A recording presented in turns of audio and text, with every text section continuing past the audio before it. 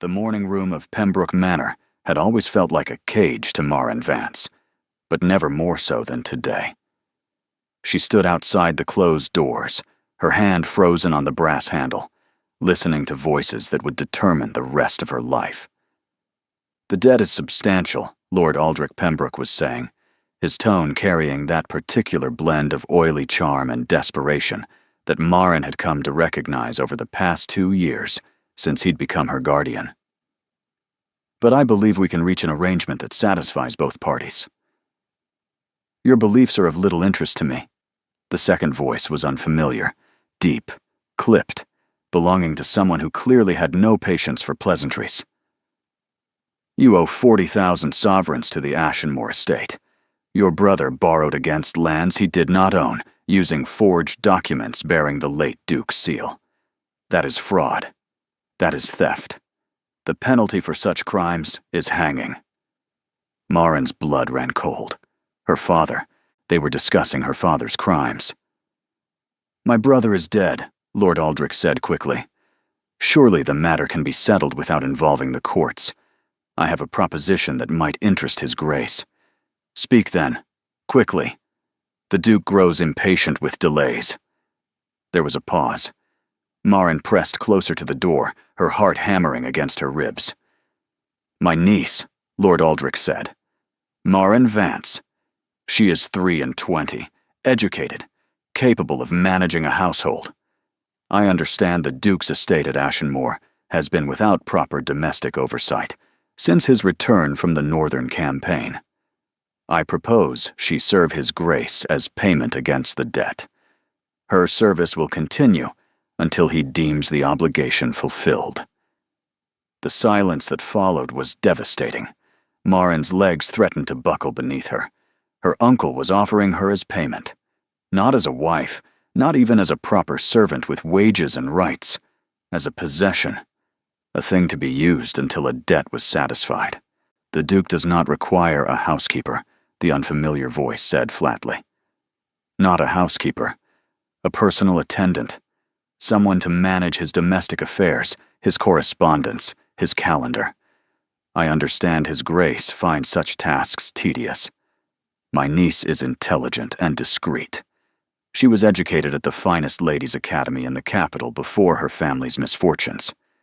She speaks 3 languages, manages accounts flawlessly, and most importantly," Lord Aldrich's voice dropped meaningfully, "she is entirely without other prospects. No family to make demands. No suitors to create complications. She would be completely at His Grace's disposal." Marin felt bile rise in her throat. Completely at his disposal. The words hung in the air like a sentence of execution. It was not entirely true, of course.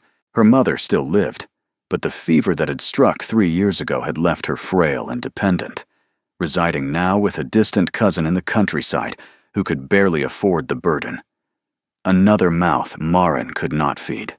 Another life she could not protect. And if the Duke refuses this arrangement, then I suppose we proceed to the courts. Lord Aldrich's false bravado was audible even through the door. But I imagine His Grace would prefer a quiet resolution, the scandal of a fraud case, the attention it would bring to Ashenmore, the questions about why a war hero is pursuing an elderly debt with such vigor. Another pause. Longer this time. "You are bold, Lord Pembroke. Bold and foolish. The Duke does not fear scandal, and he certainly does not negotiate with men who attempt to leverage their dead brother's crimes. Then what does he want?" Lord Aldrich's desperation broke through. "Name the terms. Anything. He wants what is owed, 40,000 sovereigns, or the equivalent value extracted through other means." A chair scraped against the floor. "The girl. Describe her." "Marin is quite comely. Dark hair, unusual eyes, a shade between gray and violet. Slender, but not frail. She carries herself with dignity despite her circumstances, which I imagine His Grace would appreciate. She does not simper, or weep, or make scenes. She is practical, obedient when it suits her, though I confess she has a stubborn streak that proper discipline might correct. Proper discipline. The words were repeated without inflection. You paint an interesting picture, Lord Pembroke. A disgraced lady with no options, intelligent enough to be useful, isolated enough to be controlled. One might almost think you've been preparing her for exactly this purpose. Lord Aldrich did not deny it. Marin's hands clenched at her sides. 2 years. 2 years of subtle cruelties and calculated deprivations. Dismissing her maid, reducing her wardrobe to near rags, cutting off her correspondence with friends from school, refusing to give her a reference that might allow her to seek respectable employment. Her uncle had been systematically stripping away every avenue of escape, and she had not understood why. Until now. I will relay your proposal to His Grace, the stranger said. He arrives at noon to inspect the property records your brother falsified. If he finds your offer acceptable, arrangements will be made immediately.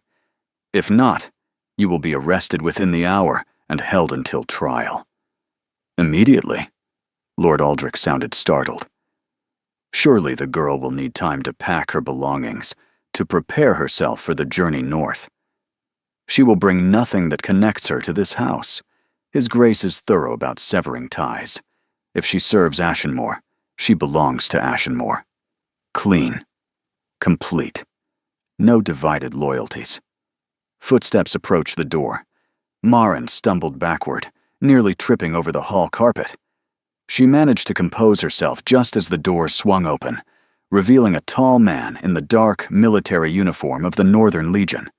His face was scarred, his eyes assessing, and when he looked at her, she felt as though she were being catalogued, measured, priced. Miss Vance, I presume, he said without surprise. You were listening. There was no point denying it. I was. Good. Then you understand your situation. He moved past her toward the front entrance. The Duke will arrive at noon. Be ready. And Miss Vance. He paused at the door. He despises dishonesty above all else. Whatever you do, do not lie to him. The last person who tried is buried in the Ashenmore graveyard. The door closed behind him, and Marin stood in the empty hallway, the morning sunlight suddenly cold on her skin. She had 4 hours to prepare for a meeting with a man known throughout the kingdom as the Butcher of Valdris Pass. A man who had won the Northern War through tactics so ruthless that even his allies whispered about them in horror. A man who had reportedly executed 3 of his own officers for cowardice and shown less mercy to his enemies. And she was about to become his property. Marin looked toward the morning room where her uncle still sat, doubtless congratulating himself on his cleverness. For one wild moment, she considered running. The back gardens, the servants' gate, the road to the village. But where would she go? She had no money, no connections. The distant cousin sheltering her mother could barely afford 1 burden, let alone 2. Her uncle had made certain of that. No, running was not an option. She straightened her shoulders, lifted her chin, and walked toward the stairs. She would face the Duke of Ashenmore with what little dignity she had left. She would not weep. She would not beg. She would not give her uncle the satisfaction of seeing her break. And perhaps, if she was very clever and very careful, she might find a way to survive this. The clock in the hall began to chime. 8 times. 4 hours until noon.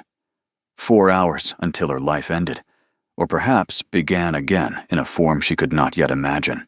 The Duke of Ashenmore arrived precisely as the clock struck 12. Marin watched from her bedroom window as the carriage rolled up the gravel drive, black lacquered wood, with no family crest visible. Behind it rode 6 mounted soldiers in the same dark uniforms as the man who had visited that morning. They moved with the disciplined precision of men who had seen battle and expected to see it again. The carriage door opened before a footman could reach it. He stepped out. Even from this distance, Marin could sense the controlled power in his movements.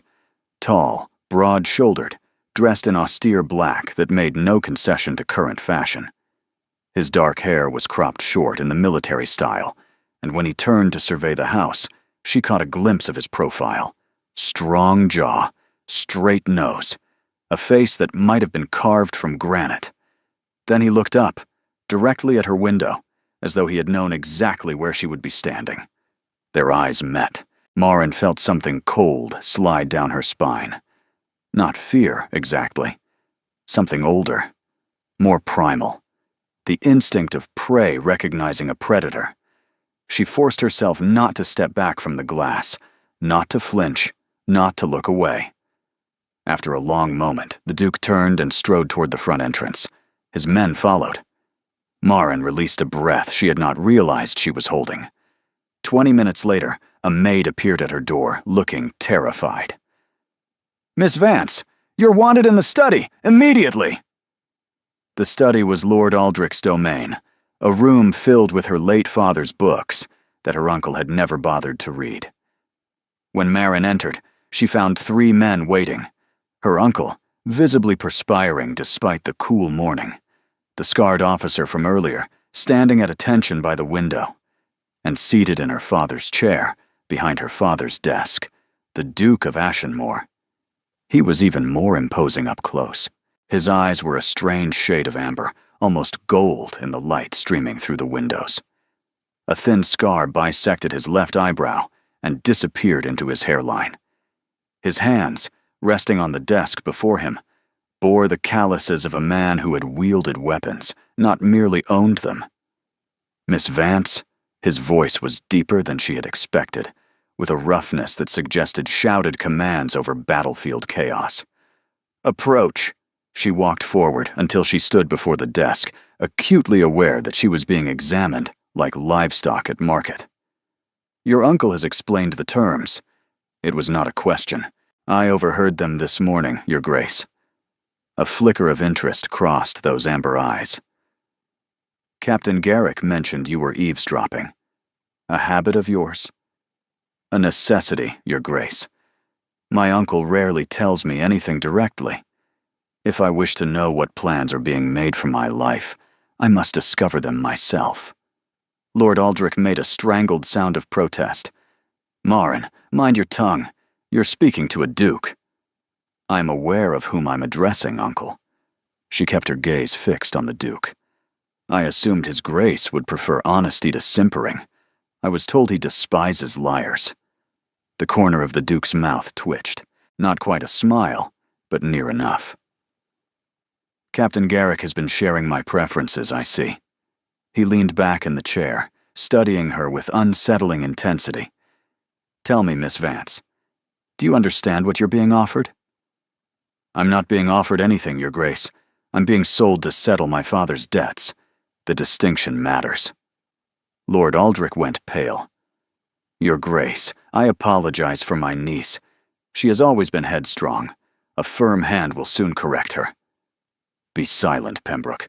I'm speaking with the woman whose life I'm about to purchase." The Duke did not raise his voice, but Lord Aldrich immediately stopped talking. "You're correct, Miss Vance. This is not an offer. It is a transaction. Your uncle has proposed your service in exchange for the 40,000 sovereigns your father stole from my family. I am inclined to accept." Marin felt her stomach plummet, but she kept her expression neutral. "And the terms of this service, Your Grace? You will manage my household at Ashenmore, correspondence, accounts, domestic staff, the tedious minutiae that I have neither time nor patience to address. You will be housed appropriately, fed adequately, and treated according to your station." "Which station would that be, Your Grace? I confess I'm unclear whether I'm to be a servant, a prisoner, or something else entirely." The Duke rose from the chair. He was even taller standing, towering over her by nearly a foot. He moved around the desk until he stood directly before her, close enough that she could smell leather and wood smoke and something darker beneath. "You will be whatever I require you to be, Miss Vance. The duration of your service depends entirely on your usefulness." His eyes held hers. "I am told you are intelligent, capable, and stubborn. The first two qualities I value. The third will either serve you well or destroy you. We shall see which. And if I refuse? Lord Aldrich gasped. The captain by the window tensed. The Duke merely tilted his head, as if she had said something unexpectedly interesting. Then your uncle hangs for fraud. You are left destitute with no protection, and I seize this property regardless. The debt is owed, Miss Vance. The only question is how it will be paid. Marin understood then, with perfect clarity, that she had no choice. Perhaps she had never had a choice. From the moment her father had made his desperate bargain with forged documents and stolen seals, her fate had been moving toward this moment. Very well, Your Grace. She was proud that her voice did not shake. I accept your terms. You accept. He repeated the word as though tasting it. How gracious of you. He turned to the captain. Have her things loaded into the second carriage. We leave within the hour. Your Grace. Marin spoke before she could stop herself. I was told I could bring nothing from this house. The Duke paused. That is correct. Then what, precisely, am I meant to wear? I have only the clothes on my back that did not come from my uncle's charity. For a moment, something unreadable passed across his face. Then he looked at Captain Garrick. Have Mistress Gwyneth prepare appropriate garments when we arrive. Miss Vance is correct. She should not carry the stench of this place with her. It was, Marin realized, almost a kindness. Almost. The Duke strode toward the door, then stopped. Without turning, he spoke once more. 1 hour, Miss Vance. Do not keep me waiting. I am not a patient man. He left. The captain followed. And Marin stood in her father's study, in her uncle's house, knowing that in 1 hour she would belong to neither. She would belong to him. The journey to Ashenmoor took 3 days.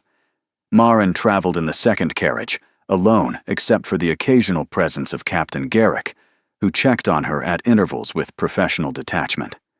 She was given meals at coaching inns, but not permitted to dine in public rooms. She slept in the carriage while the soldiers made camp nearby. She was not mistreated, but she was also not acknowledged as anything other than cargo being transported. The Duke himself she did not see. He rode at the front of the column, a dark figure on a massive black warhorse, never looking back. On the third morning, the terrain changed.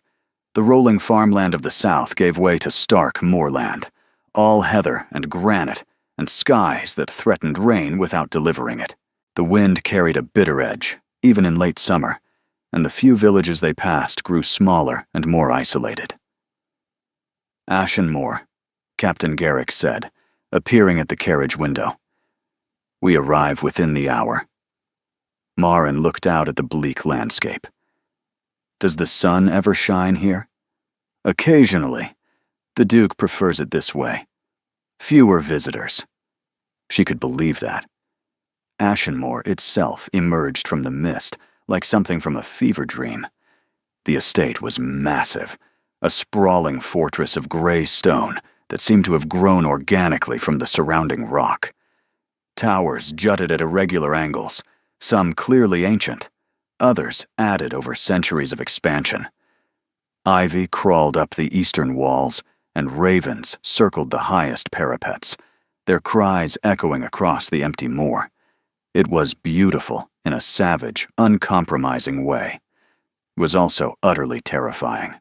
The carriage rolled through iron gates and into a courtyard where servants waited in silent rows. Marin counted at least 30, all dressed in the same dark livery, all watching with expressions carefully blank. Captain Garrick opened the carriage door. Welcome to your new home, Miss Vance. She stepped out onto the ancient cobblestones and felt immediately exposed. The servants studied her with varying degrees of curiosity and suspicion. The Duke was nowhere to be seen. A woman stepped forward from the assembled staff.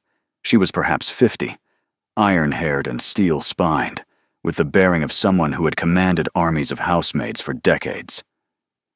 Miss Vance, I am Mistress Gwyneth, housekeeper of Ashenmoor. Her tone was civil, but not warm. "I will show you to your quarters and explain your duties. Follow me." Marin followed her through a labyrinth of corridors, up winding staircases, past portraits of stern-faced ancestors, who all seemed to share the Duke's unsettling amber eyes. The house smelled of wood smoke and old stone, and something else, something metallic that she could not identify. "Your rooms are in the West Tower," Mistress Gwyneth said as they climbed. "You will have privacy there. The Duke's apartments are in the East Wing. You are not to enter that area unless explicitly summoned." Understood. Meals are served in the small dining room at 7, 12, and 6. You may request a tray in your rooms if you prefer, though His Grace expects you to dine with him on occasions he specifies. "Dine with him?" Mistress Gwyneth paused on the stairs. "You are not a scullery maid, Miss Vance. Whatever arrangement brought you here, you will be treated according to the station His Grace assigns you. Currently, that station appears to be something between guest and employee. I suggest you not question it." They reached a heavy oak door. Mistress Gwyneth produced a key and opened it to reveal a sitting room that, while not luxurious, was comfortable and well appointed. A fire already crackled in the hearth. Through an adjoining door, Marin glimpsed a bedroom with a 4-poster bed, draped in deep green velvet. "There are clothes in the wardrobe," Mistress Gwyneth said. "Basic items until proper measurements can be taken. His Grace wishes to see you in his study at 4 o'clock. That gives you 2 hours to rest and prepare." "His study? To discuss your duties?" The housekeeper moved toward the door. "A word of advice, Miss Vance. The Duke is not cruel, but he is demanding. He expects competence and despises excuses. If you cannot perform a task, say so honestly. He will respect that. If you fail while claiming capability, he will not forget it. Thank you for the warning." "It is not a warning. It is survival information." Mistress Gwyneth's expression softened fractionally. "I have served this family for 30 years. The current Duke is not like his father or his grandfather. The war changed him, made him harder. But there is fairness in him, if you know where to look for it." She left before Marin could respond. Alone in her new rooms, Marin sat on the edge of the bed and allowed herself one moment of despair. Then she stood, washed her face with water from the basin, and went to examine the wardrobe. The clothes were simple but well made. Dark colors, practical fabrics. Nothing that suggested either servant or lady. She chose a charcoal gray dress with minimal adornment and dressed with care. Her hair she pinned back severely. No jewelry, no artifice. If the Duke wanted honesty, she would give him honesty in every detail. At precisely 4 o'clock, she presented herself at the study door. "Enter." The Duke's study was enormous, lined with maps and military diagrams rather than books. A massive desk dominated the center, covered with papers and correspondence, and behind it sat the man who now owned her service, if not her soul. He did not look up when she entered. "Close the door. Sit." She obeyed, choosing a chair across from his desk and folding her hands in her lap. For several minutes, he continued reading documents, signing some, discarding others. Marin waited in silence, understanding that this was a test. He wanted to see if she would fidget, protest, and demand attention. She did none of those things. Finally, he set down his pen and looked at her. "You did not complain during the journey," he said. "Captain Garrick reported that you made no demands, caused no difficulties, asked no questions. Would questions have been answered, Your Grace? No. Then asking them would have been pointless." His mouth curved slightly, almost imperceptibly. "Your uncle described you as intelligent. I'm beginning to believe he was not exaggerating." He leaned back in his chair. "Tell me, Miss Vance, what do you actually know about managing a household?" "I managed my father's household from the age of 16 until his death. Before his financial difficulties, we employed 12 servants and entertained regularly. I have experience with accounts, staff management, correspondence, and event planning. And since then, I have been my uncle's unpaid domestic labor, performing the duties of housekeeper, cook, and maid, while he dismissed the actual servants to save money. She met his eyes directly. I am not unacquainted with hard work, at your grace. Hard work, he considered the phrase. And what of the harder aspects of this position? You understand you are not simply managing a household. You are managing my household. That means knowing things others do not know, keeping secrets that could damage powerful people, being present for conversations that never happened. I understand, Your Grace. Do you? He rose and moved around the desk, approaching her chair with that predatory grace she would come to know well. He stopped directly before her, close enough that she had to tilt her head back to meet his gaze. I have enemies, Miss Vance. Men who would pay handsomely for information about my affairs. Women who would trade their virtue for gossip that might harm me. If you betray my confidence, I will know, and the consequences will be severe. I have no intention of betraying you, Your Grace. Intentions are meaningless. Actions are what matter. He studied her face with unnerving intensity, as though searching for something hidden beneath the surface. Why are you not afraid of me? The question startled her. I beg your pardon? Everyone is afraid of me. My servants, my officers, my enemies, even my allies maintain a careful distance. But you sit there with your spine straight and your eyes steady, and you do not flinch when I approach.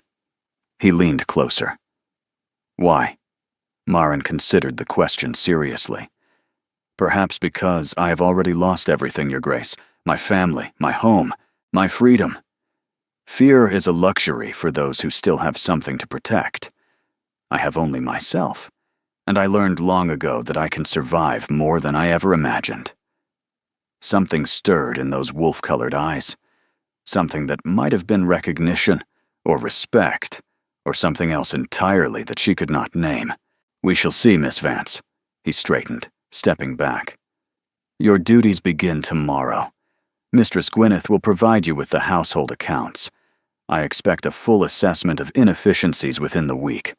We will meet each morning at 7 to review correspondence, and each evening at 6 to discuss any matters requiring my attention. Yes, Your Grace. One more thing. He returned to his desk, but did not sit. I am not a patient man, Miss Vance. I am not a kind man. I am not a man who tolerates failure or forgives betrayal.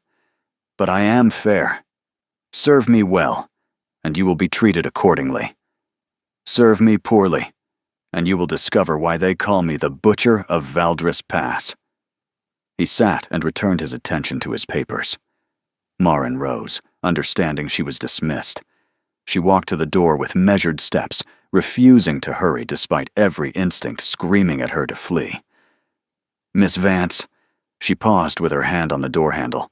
You asked why I accepted your uncle's offer. A household manager can be hired. Your service, specifically, was not necessary. Her heart stuttered. Then why, Your Grace? There was a long pause. When he spoke again, his voice had changed, become something rougher and more dangerous. Because when you looked at me through that window at Pembroke Manor, you did not look away. Everyone looks away. You did not. He paused. I find myself curious about a woman who stares into the face of a monster and does not flinch. That curiosity may prove to be your salvation or your ruin. We shall discover which together. Marin left the study with his words echoing in her mind. Curiosity. The Butcher of Valdris Pass was curious about her. She was not certain whether to be relieved or terrified. Perhaps both. The first week at Ashenmore passed in a blur of ledgers, inventories, and carefully concealed chaos. Marin had expected the household accounts to be disorganized. She had not expected them to be a complete disaster. The previous steward, she learned, had fled 6 months ago after the Duke discovered him skimming funds. Since then, Mistress Gwyneth had managed as best she could, But the woman's talents lay in commanding servants, not balancing books.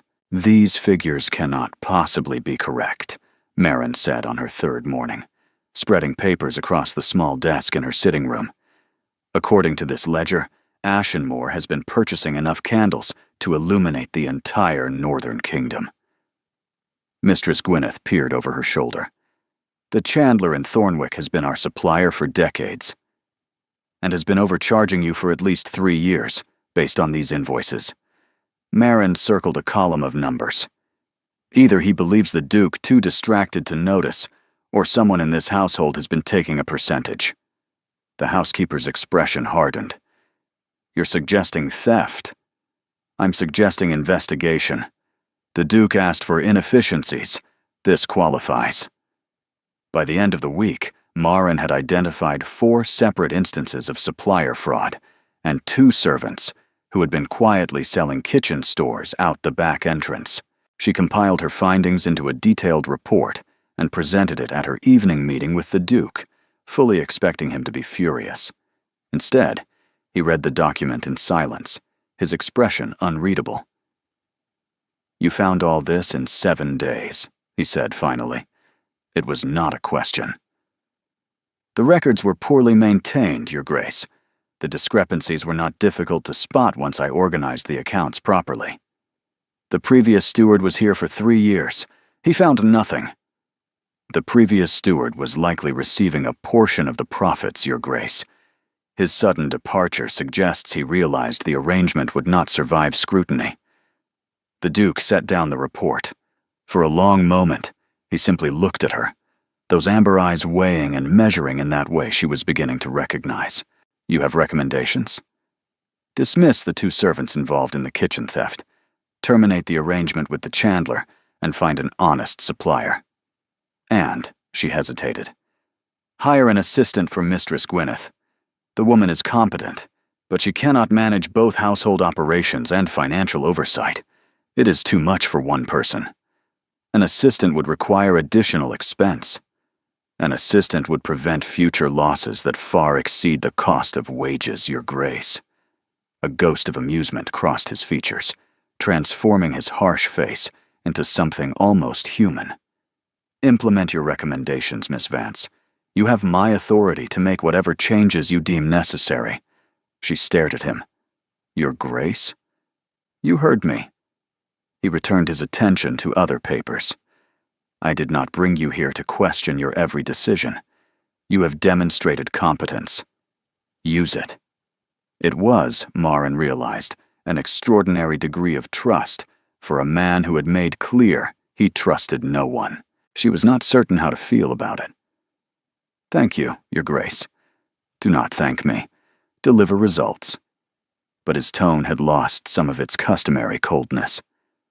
"That will be all for tonight, Miss Vance." She rose to leave, then paused. "Your Grace, might I ask a question?" He looked up, one eyebrow raised. "The servants, they watch me constantly. Not with hostility precisely, but with something I cannot identify. I would understand the scrutiny if I were a stranger, but it feels like something more. As though they are waiting for something." The Duke was silent for a long moment. When he spoke, his voice was quieter than she had ever heard it. "They are waiting to see if you survive. Survive. I have had 3 household managers since returning from the war, Miss Vance. The first stole from me. The second fled after 1 month, claiming the house was haunted. The third..." He paused. "The third made the mistake of attempting to sell information about my affairs to Lord Castellan of Whitmore. She did not survive the discovery." Marin felt ice slide through her veins. "You killed her?" "I did not have to. Lord Castellan did, when she became a liability to his own schemes." The Duke's eyes held hers. "Ashenmore is not a forgiving place, Miss Vance. The servants watch because they are curious whether you will prove yourself worthy of remaining, or whether you will become another cautionary tale whispered in the kitchen." He returned to his papers. Marin left the study with her pulse racing. Survival. That was what this was. Not merely service, but survival. She would not become a cautionary tale. She refused. The first test came 3 weeks into her service, and it arrived without warning. Marin was reviewing supply orders in the small office she had claimed near the kitchens when Captain Garrick appeared in the doorway, his expression grim. "Miss Vance, you're needed in the Great Hall. Immediately." She followed him through the winding corridors, her mind racing with possibilities. Had she made an error? Offended someone important? Discovered something she should not have? The Great Hall of Ashenmore was a cavernous space, clearly designed for hosting military councils rather than social gatherings. Massive iron chandeliers hung from the vaulted ceiling. Tapestries depicting ancient battles lined the walls. And standing in the center of the room, surrounded by a dozen armed men, was the Duke. Facing him was a delegation Marin did not recognize. 5 men in the colors of House Castellan, the very name that had been mentioned in connection with the murdered household manager. Ah. One of the visitors, a portly man with cold eyes, spotted Marin's entrance. And here she is, the mysterious new addition to Ashenmore's staff. "Tell me, Your Grace, where did you find such a pretty little thing? The slave markets of the Eastern Reach?" "Lord Castellan," the Duke's voice could have frozen fire. "You will address Miss Vance with respect, or you will not address anyone at all." Lord Castellan smiled, showing too many teeth. "So protective. One might almost think she's more than a servant." He turned to Marin. "Tell me, girl, what exactly are your duties here? Managing the household? Or managing the Duke's more personal needs?" Marin felt the insult land, but she did not flinch. She had endured worse from her uncle's friends. "I manage accounts and correspondence, my lord," she said evenly. "Nothing more."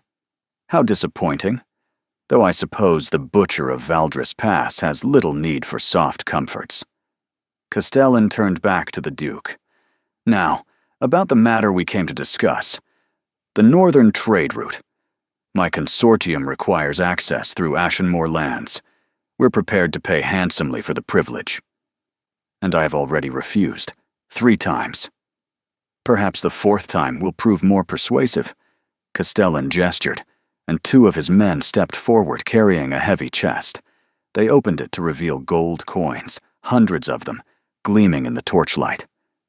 50,000 sovereigns, more than enough to offset any concerns about increased traffic through your territory. The Duke did not look at the gold. His eyes remained fixed on Castellan. "The northern trade route passes through Valdris Pass," he said quietly. "The same pass where 3,000 of my men died holding the line against the Caridian invasion. The same pass that is now a memorial to their sacrifice. You want to turn a graveyard into a merchant highway? Progress requires sacrifice, Your Grace. Surely a military man understands that." The tension in the hall was suffocating. Marin could see the Duke's men gripping their weapons, waiting for a signal. She could see Castellan's guards doing the same. One wrong word, and this room would become a battlefield. "Miss Vance," she startled at the Duke's voice. "Your Grace." "You have reviewed the estate's financial records. Tell Lord Castellan what Ashenmore's annual income amounts to." She understood instantly what he was doing. He wanted Castellan to understand that his bribe was meaningless. "Ashenmore generates approximately 200,000 sovereigns annually, my lord," she said clearly. "From agricultural leases, mining rights, and military contracts with the Crown. The estate has no debts and maintains reserves sufficient to operate independently for a decade." Castellan's smile faltered. "Your 50,000 sovereigns," the Duke said softly, "would not cover my quarterly expenses. You offer me nothing I need, in exchange for desecrating ground that holds the bones of better men than you will ever be." He stepped forward. "Leave Ashenmore. Do not return. And if you ever speak to Miss Vance with such disrespect, again, I will remove your tongue personally." The words were delivered without heat, which made them infinitely more terrifying. Castellan's face flushed with humiliation and rage. For a moment, Marin thought he might actually draw his sword. Then survival instinct overcame pride. This is not over, Ashen Moor. It is for today. Captain Garrick, escort our guests to the border of my lands. Ensure they do not linger. Marin watched as Castellan and his men were marched out of the hall. Only when the doors closed behind them did she allow herself to breathe.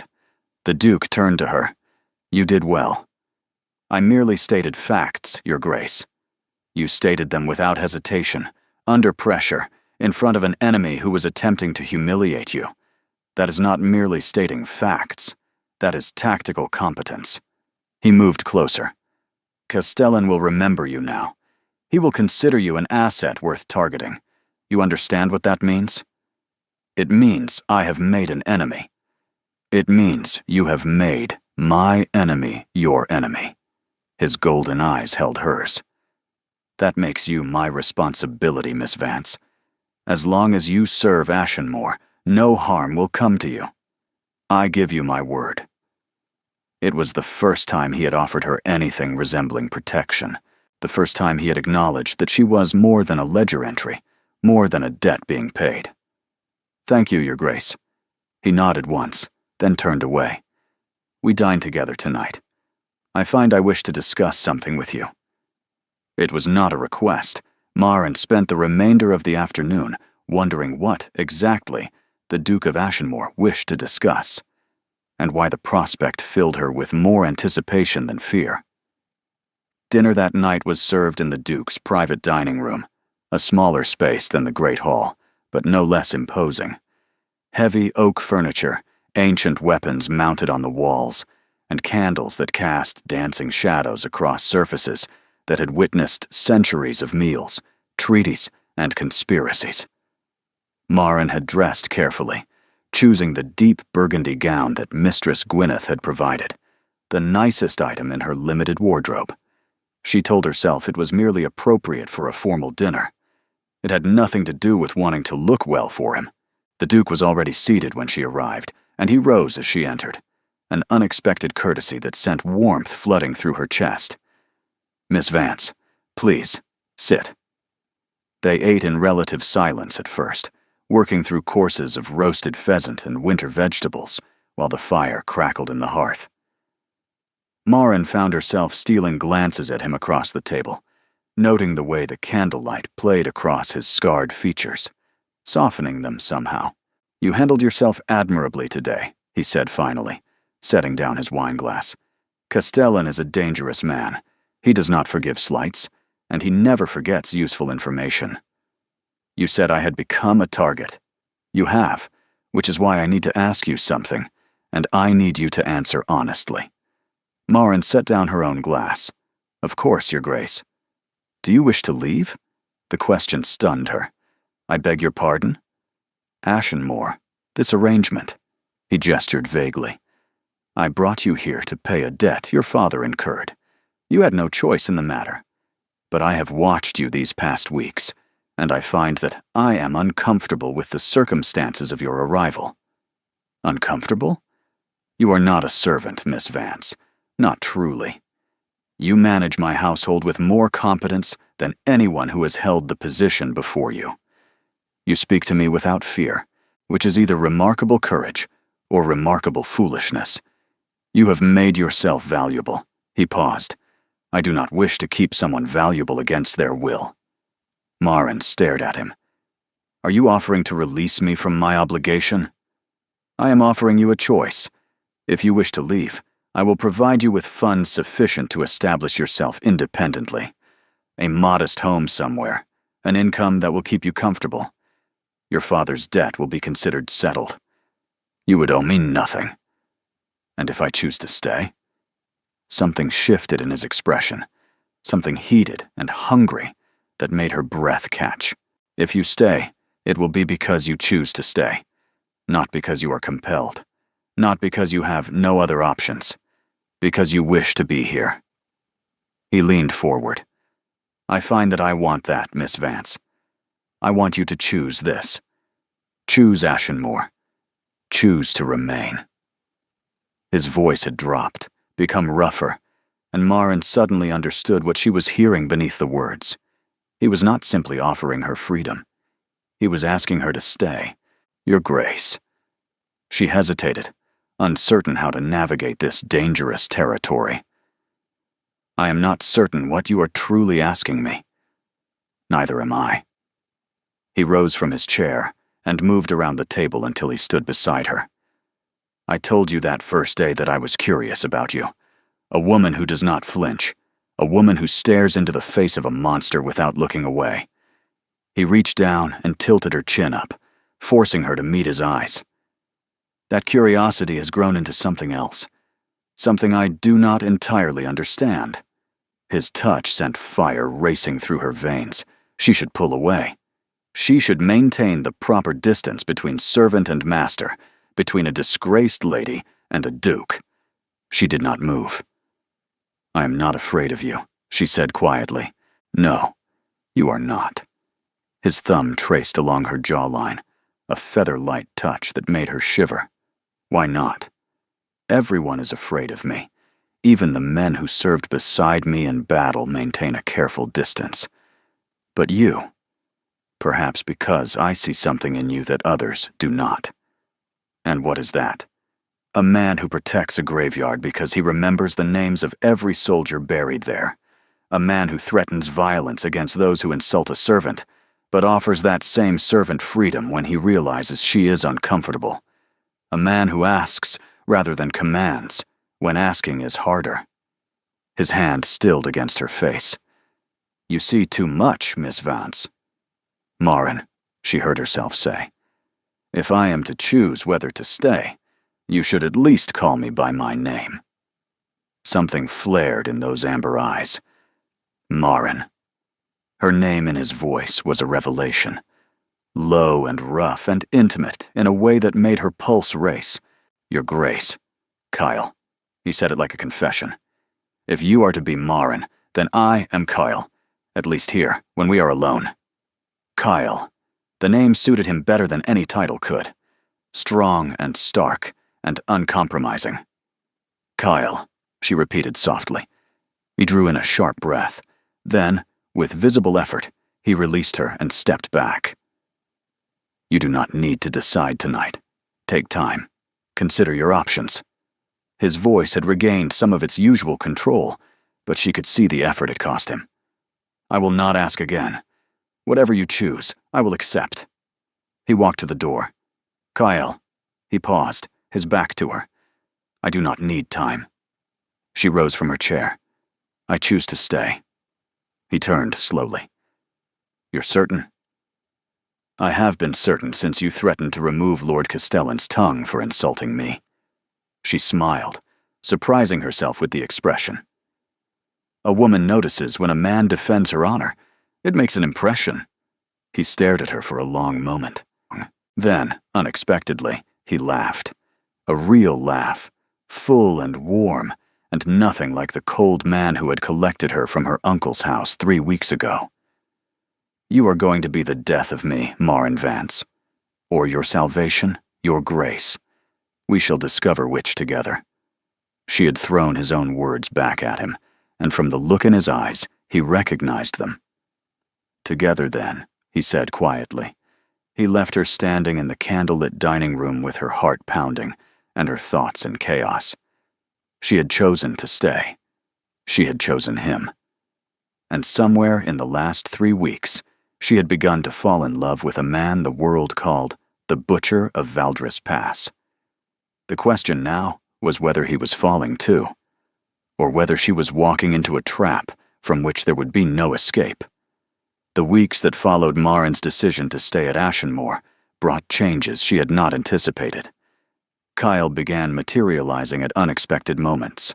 He would appear in the library while she reviewed accounts, claiming he needed a particular volume. He would join her for morning walks through the gardens, insisting the fresh air aided his thinking. He would linger after their evening meetings, asking questions about her past, her interests, her opinions on matters that had nothing to do with household management. You're hovering, Captain Garrick observed one afternoon, watching the Duke trail Marin through the portrait gallery, at a distance he clearly believed was subtle. I am not hovering. I am ensuring the household manager is performing her duties adequately. You're hovering. I've served you for 12 years, Your Grace. I know what hovering looks like. Cale's expression could have curdled milk. Don't you have soldiers to drill? Garrick departed with a knowing smile that made the Duke's jaw clench. Marin pretended not to notice these exchanges, but she noticed everything. She noticed how his eyes followed her when she moved through a room, how his voice softened when he spoke her name, how he found excuses to touch her, brief brushes of fingers when passing documents, a hand at the small of her back when guiding her through doorways. She noticed the darker edges of his attention, too, the possessiveness that flared when male servants addressed her directly, the cold fury that descended when Lord Whitmore sent a letter inquiring whether the Duke's lovely assistant might be available to help organize his autumn ball. The way Kyle had personally written a response so scathing that Whitmore had not communicated with Ashenmore since. You cannot threaten everyone who speaks to me, Marin said one evening, after learning that a visiting merchant had been escorted from the property for complimenting her eyes. I did not threaten him. I merely suggested that his compliments would be better directed toward the goods he was selling, rather than my household staff. Your household staff? She raised an eyebrow. Is that what I am? You know perfectly well what you are. Do I? She set down the correspondence she had been reviewing. Because sometimes I feel less like an employee and more like a possession you're guarding, a treasure locked away in a tower. Something crossed his face. Guilt, perhaps, or recognition. I am not trying to imprison you, Marin. Then what are you trying to do? He rose from his desk and moved toward her, that controlled, lethal elegance she had come to recognize. He stopped close enough that she could feel the heat radiating from his body, could smell cedar and steel, and the scent that was uniquely him. I am trying, he said slowly, as though the words cost him, to keep you safe, to keep you here, to ensure that no one takes you from me, takes me from you, as though I belonged to you. Don't you? His voice had dropped to something raw and hungry. Didn't you choose to stay? Didn't you choose this? Choose me? I chose to remain at Ashenmore. That is not the same as belonging to someone like a horse or a hunting dog. I know that. He reached up, his fingers hovering near her face but not quite touching. I know that. And yet I cannot stop this thing inside me. This need to know where you are, who you're speaking with, whether you're safe. It consumes me, Marin. You consume me. The confession hung between them, terrifying in its intensity. Kyle. I have never wanted anything the way I want you. His amber eyes burned into hers. Not victory in battle. Not revenge against my enemies. Not even survival during the darkest days of the war. I would burn kingdoms for you. I would destroy anyone who tried to harm you. And that frightens me, because I do not know how to want something without destroying it. Marin felt her heart fracturing along fault lines she had not known existed. You will not destroy me, she whispered. You cannot know that. I cannot know that. His hand finally made contact, cupping her face with devastating gentleness. I am the butcher of Valdres Pass. I am the monster who sacrificed 3,000 men to hold a line that should never have held. I do not know how to love without bloodshed. I do not know how to protect without possession. I do not know how to want without obsession. Then learn. She covered his hand with her own. Learn with me. Because I am not going anywhere, Kyle. Not because I have no choices, but because I choose you. Every day. Even when you are difficult and possessive and impossible. He made a sound that might have been a laugh or a sob. You should run. Probably. But I have never been particularly sensible. He kissed her. It was not gentle. It was not polite. It was desperate and hungry and consuming. Everything he had confessed made physical. His hands tangled in her hair. His body pressed her against the bookshelf behind her. His mouth claimed hers as though he were drowning, and she was air. When they finally broke apart, both breathing heavily, Maren saw something in his eyes she had never seen before. Fear. "Tell me to stop," he said roughly. "Tell me this is too much, too fast, too intense. Tell me, and I will try to control myself. I will try to give you space. And if I don't want space," his grip on her tightened, "then I will never let you go. Do you understand? If you give yourself to me, Maren Vance, you will be mine, completely, irrevocably. There will be no escape."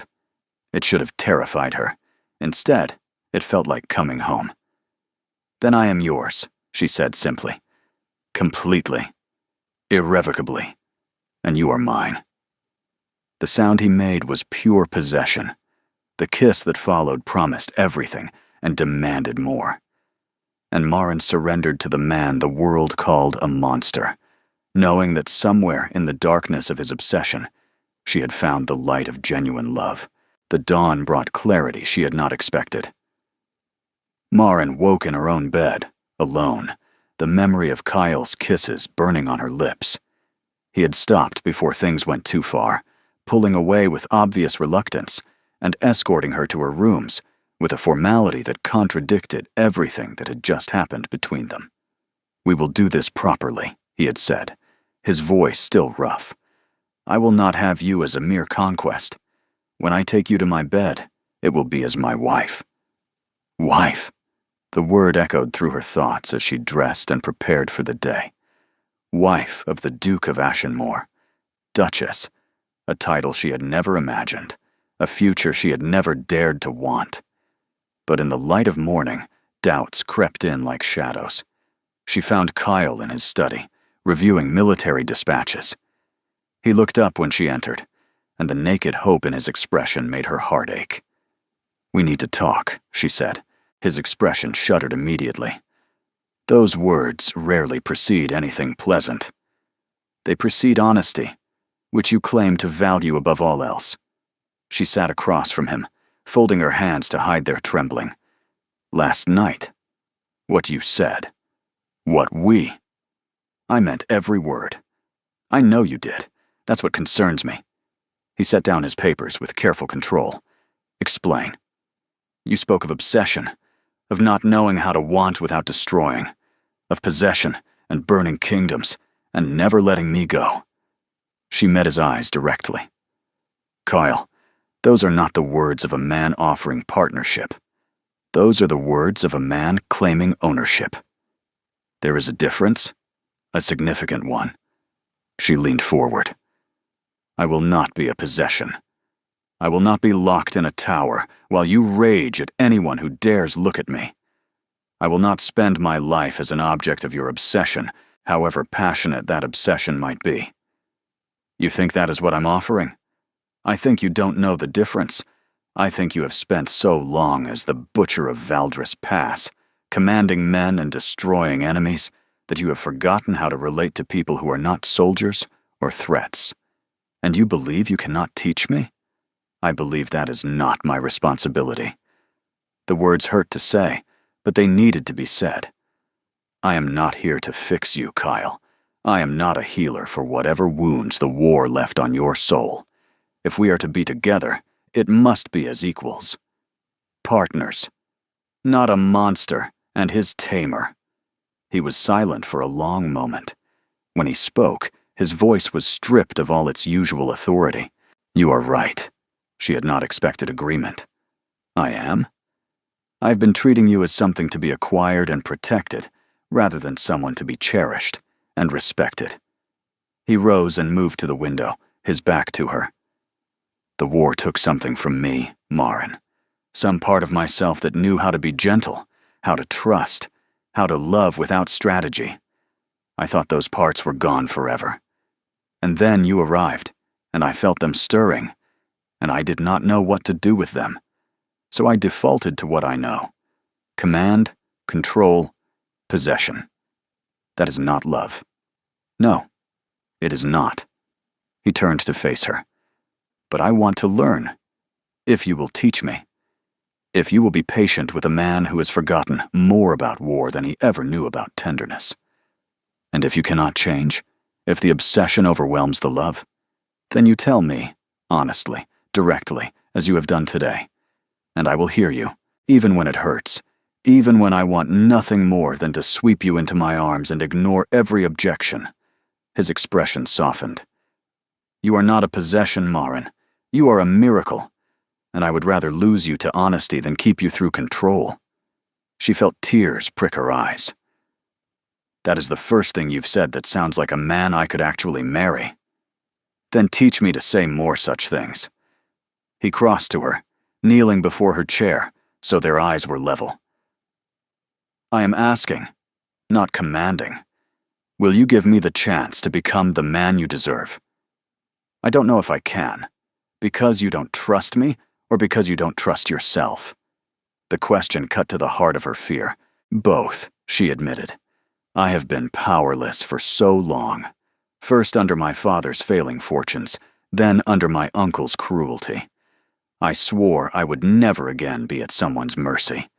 And you, Kyle, you are the most dangerous man I have ever known. Loving you would make me vulnerable in ways I have spent years avoiding. Then we are both afraid. He took her hands in his. I fear destroying you. You fear being destroyed. Perhaps the only way forward is to face those fears together. She looked at him, this complicated, terrifying, unexpectedly tender man. Together, she repeated slowly, but not yet. His face fell. Not yet? I need time, Kyle. Time to be certain this is real, and not just intensity born of isolation and proximity. Time to know my own heart, without the pressure of your presence overwhelming my judgment. How much time? A month. Give me a month of distance. Separate meals, formal interactions. Let me miss you before I commit to forever. It was clearly not what he wanted. She could see the protest building behind his eyes. But he swallowed it. 1 month, he agreed, his voice strained. But I reserve the right to change your mind through actions rather than words. If I cannot speak to you of love, I will demonstrate it instead. That seems fair. He rose, releasing her hands with visible reluctance. 1 month. And then, Marin Vance, I intend to make you my wife, whether you like it or not. That sounds rather like a command, Your Grace. Consider it a statement of intent. He smiled, and despite everything, her heart fluttered. I have never lost a battle I was determined to win. I do not intend to start now. He left her sitting in the study, her emotions in chaos, and her resolve already wavering. 1 month. She had asked for 1 month. She was not certain she would survive even 1 week. The month of distance proved impossible to complete, not because Kyle broke his word.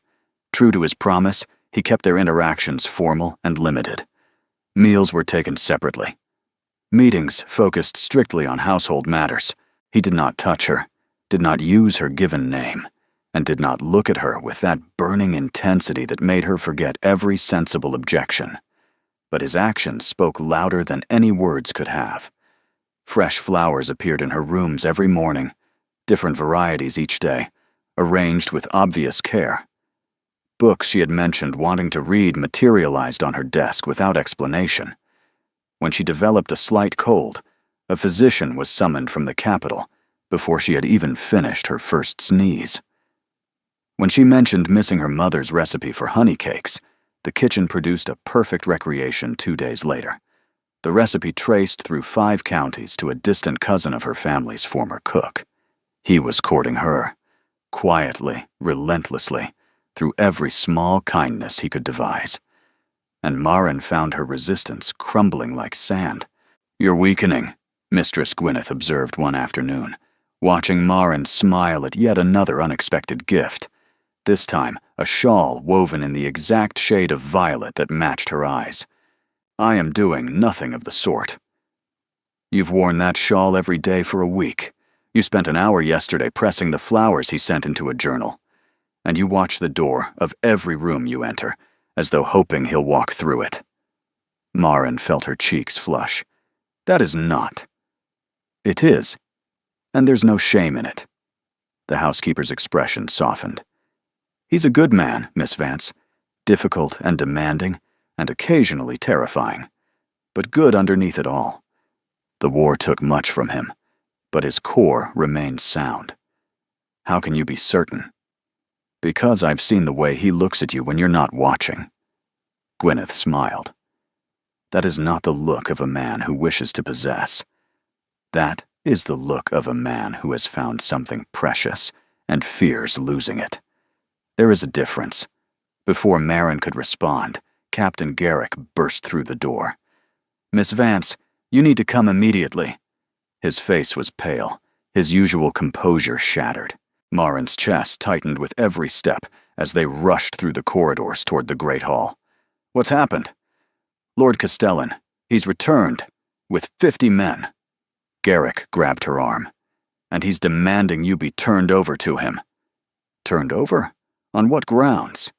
He claims he has evidence that your father's fraud extended to his estate as well. Says you're complicit in crimes against House Castellan and must face trial in his territory. That's absurd. I was a child when my father made those forgeries. Castellan doesn't care about truth. He cares about revenge. Garrick's grip tightened. His Grace refused to hand you over. Castellan is threatening armed conflict if his demands aren't met. They reached the Great Hall. The scene inside stopped Maren's breath. Kyle stood at the center of the room, flanked by a dozen of his men. Across from him, Lord Castellan and his soldiers formed a bristling line of weapons and hostility. The air crackled with violence, waiting to erupt. Ah, there she is. Castellan's cold eyes fixed on Maren. The criminal herself. How convenient. She is no criminal. Kyle's voice was deadly quiet.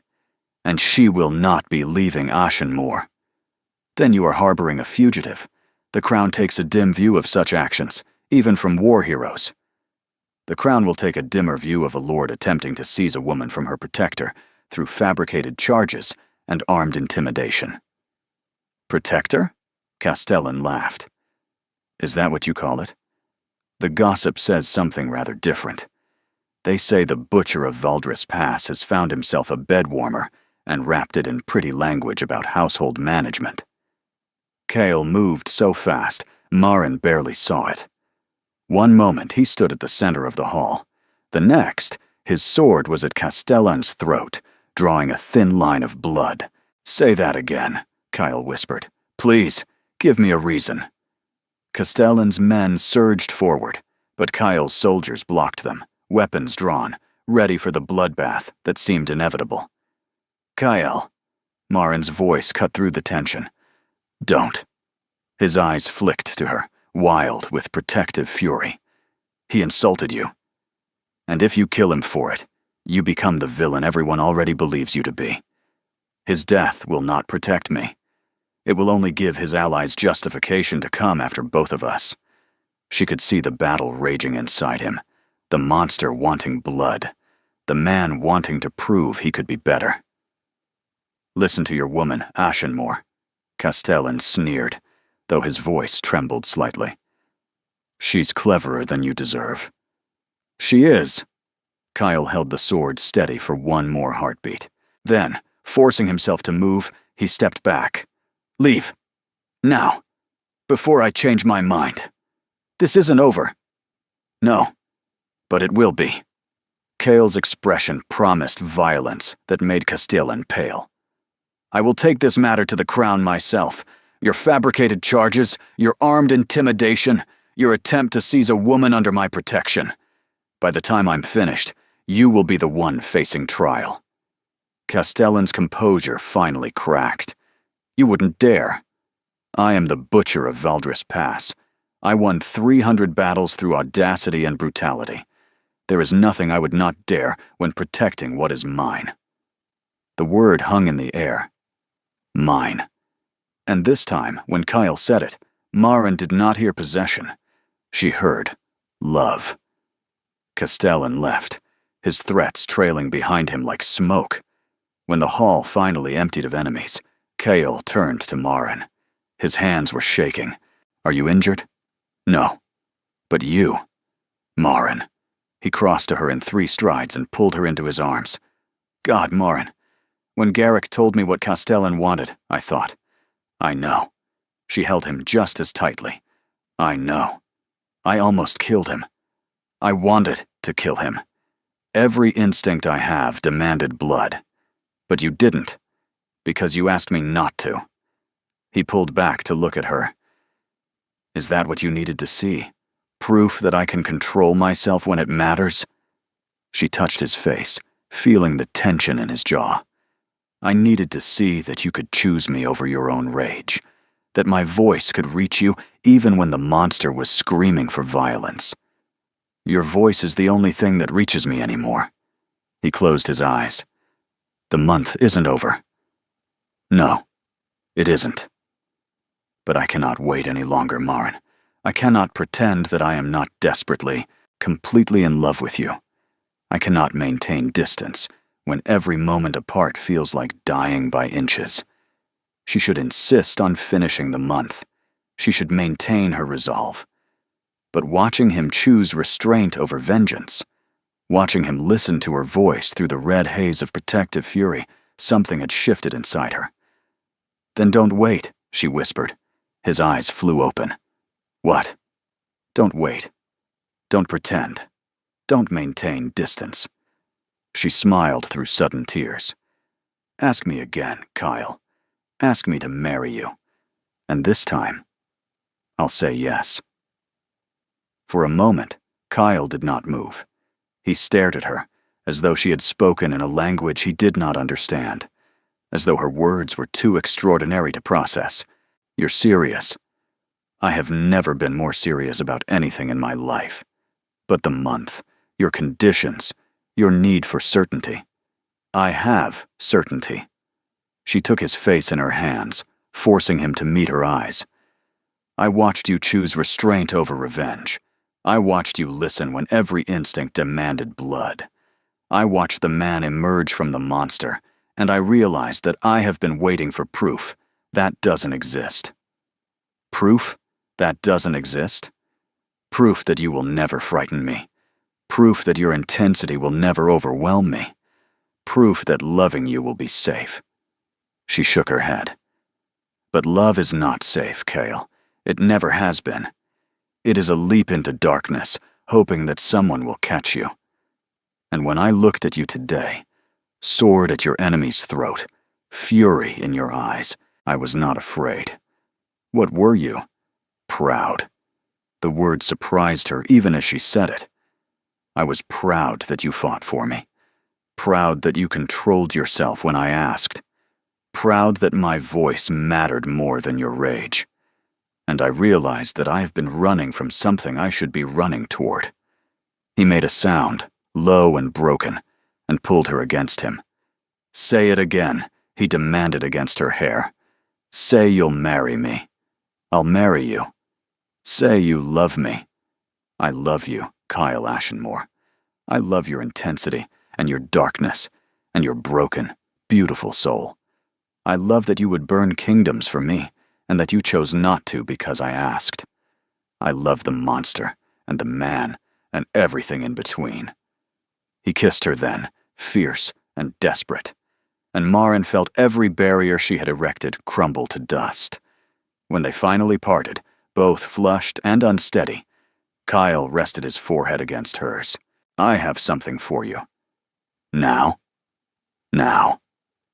He pulled back, reaching into his coat, and withdrew a small velvet box. "I have been carrying this for 2 weeks, since the day I knew I would never want anyone else." He opened the box. Inside lay a ring unlike anything Marin had ever seen, a deep violet stone, the exact shade of her eyes, surrounded by small diamonds set in silver filigree. It was beautiful and strange and perfect.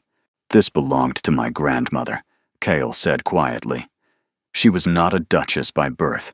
She was a soldier's daughter, a woman who married my grandfather when everyone told her She was mad to wed a man with more scars than sense. They were together for 47 years. She said the secret was simple. Love the man, not the title. See the person, not the position. And never, ever let him brood alone when he can be brooding with company. Maren laughed through her tears. She sounds wonderful. She would have adored you. He took her hand. Marry me, Maren. Be my wife, my partner, my reason to be better than I was. Help me build something worthy of the sacrifices that brought us both here. Be my duchess, my love, my home. Yes. He slid the ring onto her finger. It fit perfectly. I need you to understand something, he said, his voice rough. What I feel for you, it will never diminish. It will never become comfortable or quiet or tame. I will love you with the same intensity in 50 years that I love you with now. I will never stop wanting to protect you, to cherish you, to burn worlds for you if necessary. That sounds exhausting. Undoubtedly. But also, I hope, extraordinary. She looked at the ring on her finger, at this impossible man who had somehow become the center of her world. One condition, she said. His expression flickered with concern. Name it. The burning worlds. You check with me first. She smiled. We're partners now. We make decisions together, even the dramatic world-burning ones. The laugh that escaped him was full and warm and surprised. You are negotiating terms of our marriage while I am still on one knee? The best time to negotiate is when the other party is emotionally compromised. She grinned. I learned that from watching you deal with Lord Castellan. Thank God. He pulled her down into his arms. I'm going to spend the rest of my life being outwitted by you, aren't I? Very probably. Good. He kissed her again. I would not have it any other way. They stayed wrapped around each other in the great hall as the afternoon light faded, neither willing to be the first to let go. Outside, Captain Garrick quietly redirected all staff away from the hall and began making arrangements for a ducal wedding. It was, he would later tell Mistress Gwyneth, the least surprising development of his entire military career. The wedding took place 3 weeks later in the ancient chapel of Ashenmore. It was not a grand affair by aristocratic standards. No hundreds of guests, no elaborate decorations, no week-long celebrations. Instead, there were 50 witnesses, flowers from the moor arranged by Mistress Gwyneth, and a bride whose hands trembled as she spoke her vows. Maren wore a gown of ivory silk, simple and elegant, with her mother's lace veil that had been sent from the countryside where the older woman now resided. Her mother had wept upon learning of the engagement, tears of joy that her daughter had found not merely security but love.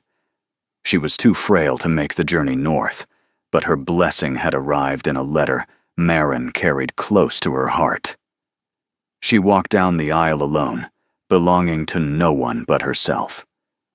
Until she reached Kyle, he stood at the altar in his military dress uniform, medals gleaming, the scars on his face visible in the candlelight. He looked fierce and formal and absolutely terrified. You came, he breathed as she took her place beside him. Did you think I wouldn't?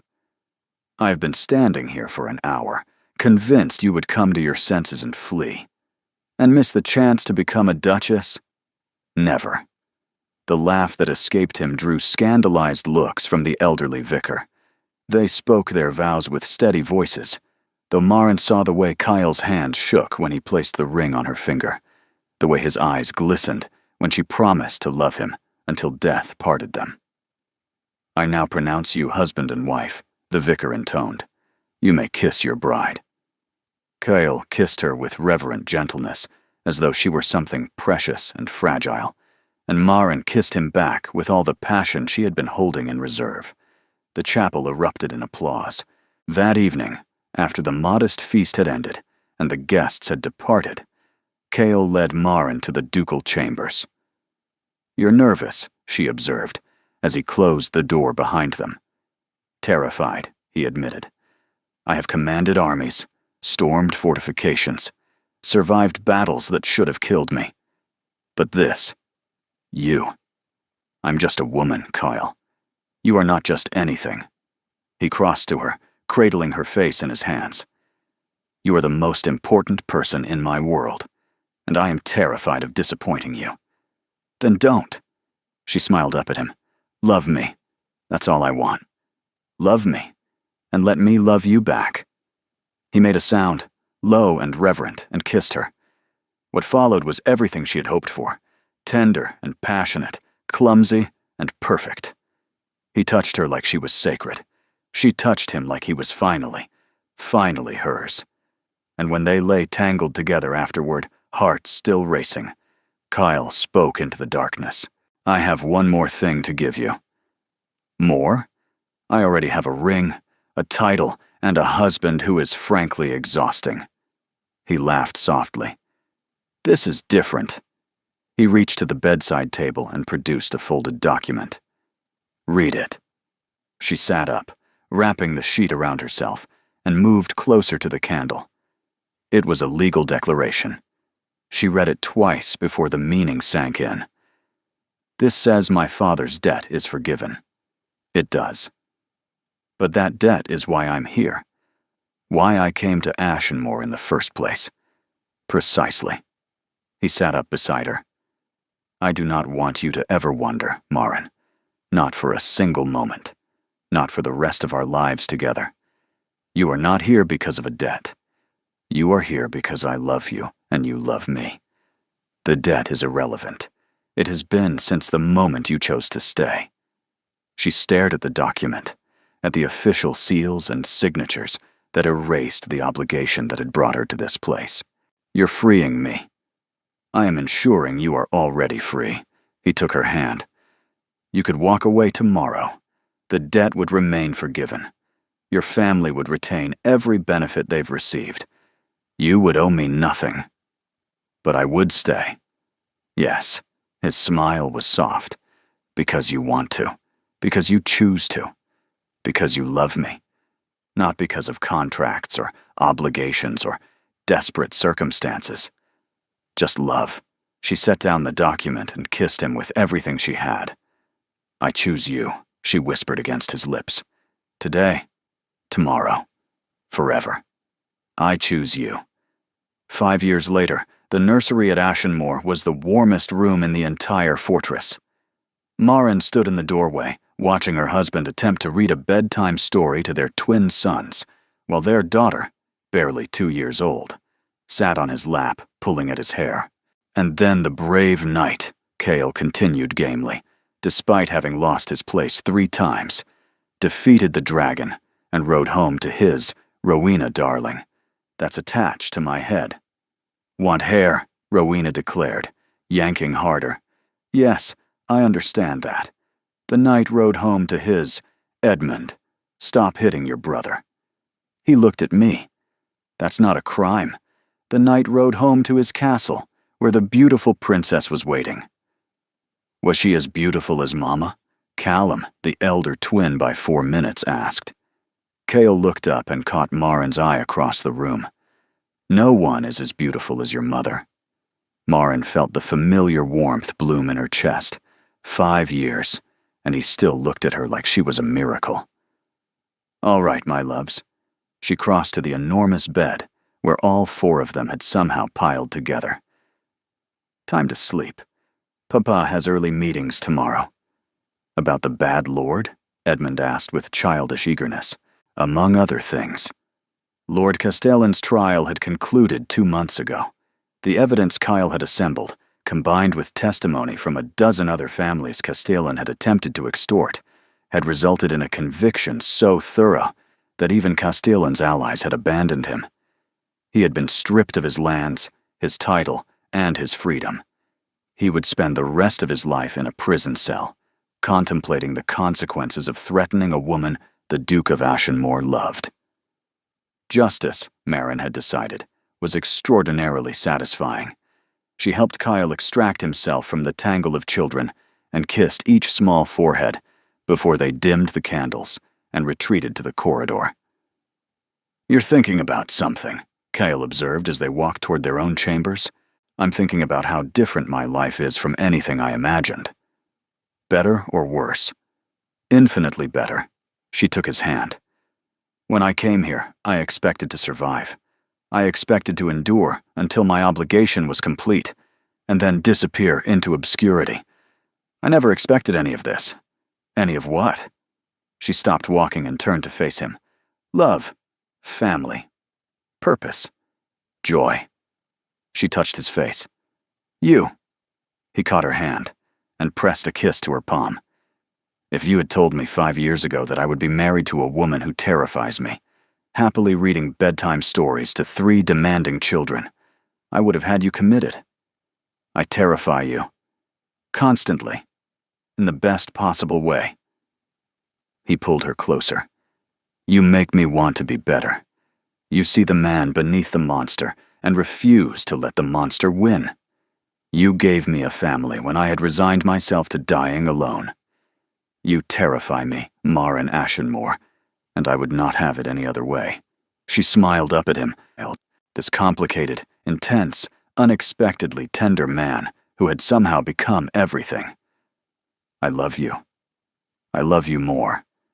That sounds like a challenge. It is. One I intend to win every day for the rest of our lives. He kissed her, there in the corridor of their ancient home, with their children sleeping nearby, and their future stretching out before them, full of promise and possibility.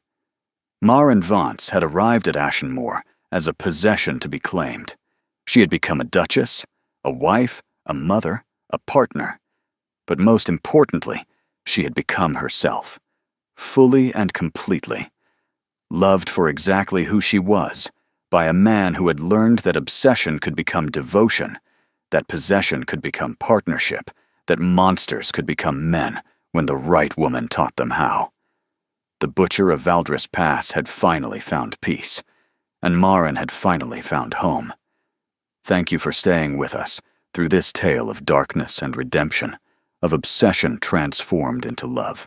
If this story made your heart race and your eyes water, please show your support by liking, commenting, subscribing, and sharing it with fellow lovers of passionate romance.